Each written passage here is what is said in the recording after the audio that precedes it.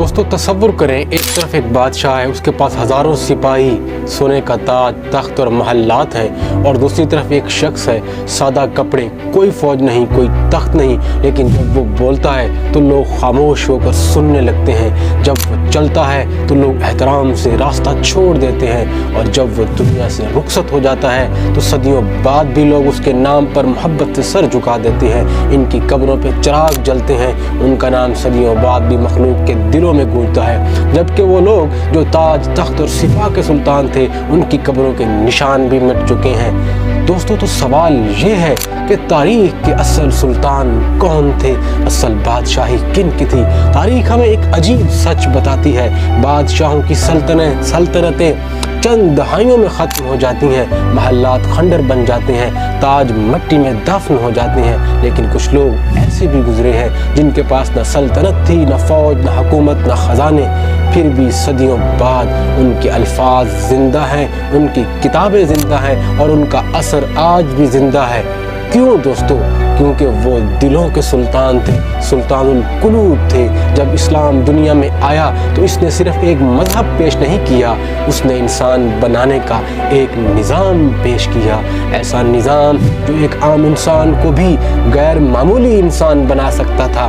اسلام نے صرف حکمران نہیں پیدا کیے، بادشاہ نہیں پیدا کیے، سپاہ نہیں پیدا کی، اسلام نے مفکر پیدا کیے، علماء پیدا کیے، اور صوفیاء پیدا کیے، اور ایسے لوگ پیدا کیے جنہوں نے دنیا کے دلوں کو بدل دیا، لوگوں کے دلوں سے زنگ کو اتار دیا اور ان کے اندر نور پیدا کر دیا۔ یہاں اصل سوال پیدا ہوتا ہے، آخر وہ کون سا راز تھا جس نے عام انسانوں کو دلوں کا سلطان بنا دیا؟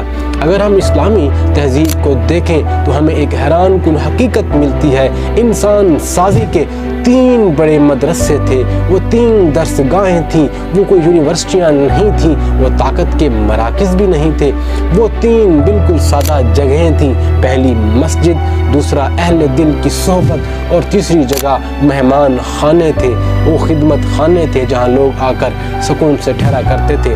دوستو مسجد صرف عبادت کی جگہ نہیں تھی، یہ انسان کی تربیت کی پہلی درسگاہ تھی۔ یہاں انسان دن میں کئی بار اپنی پیشانی زمین پر رکھتا، اور یہی عمل اسے یہ سکھاتا ہے کہ اصل عظمت جھکنے میں ہے۔ یہاں امیر اور غریب ایک ہی صف میں کھڑے ہوتے تھے۔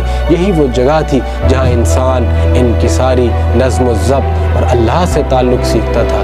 خدا کے آگے جھک کر جو کھڑا ہوتا ہے اسے پھر گرایا نہیں جا سکتا۔ لیکن انسان صرف عبادت سے ہی نہیں بنتا، انسان تو انسانوں سے بنتا ہے۔ اس لیے اسلامی تہذیب میں اہل دل کی صحبت کو بہت اہم سمجھا جاتا تھا۔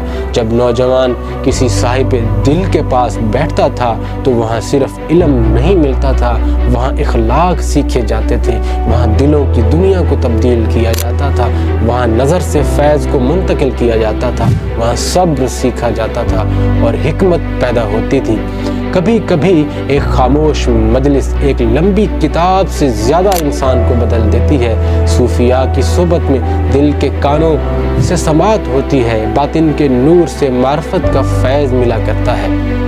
دوستو تیسری درسگاہ مہمان خانے تھے۔ یہاں مسافر آتے تھے، فقیر آتے تھے، ضرورت مند آتے تھے، اور نوجوان ان کی خدمت کیا کرتے تھے، ان کو پانی پیش کرنا، کھانا دینا، اور ان کے پاؤں دبانا، عزت سے بات کرنا۔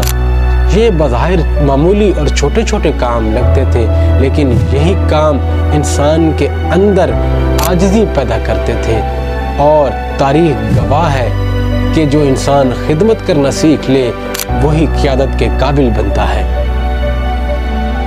جب انسان ان 3 تربیتوں سے گزرتا ہے تو اس کے اندر 3 سلطنتیں پیدا ہو جاتی ہیں۔ پہلی سلطنت ہے جسے سلطان القلم کے نام سے جانا جاتا ہے، وہ شخص جس کا قلم اندھیروں میں روشنی بن جاتا ہے، جو علم کے نور سے روشن ہوتا ہے۔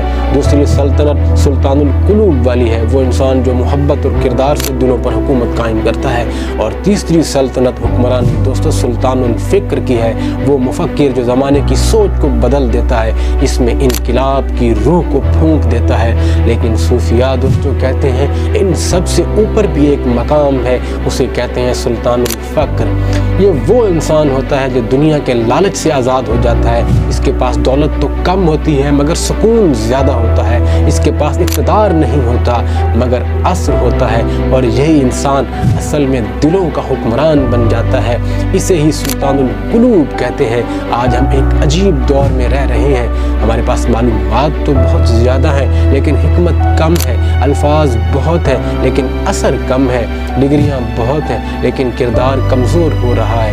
شاید اس کی وجہ یہ ہے کہ ہم نے انسان سازی کی ان درسگاہوں سے اپنا رشتہ ناتا توڑ دیا ہے، یعنی مسجد، اولیاء کاملین کی سنگت اور مہمان خانوں میں خدمت خلق کا جذبہ۔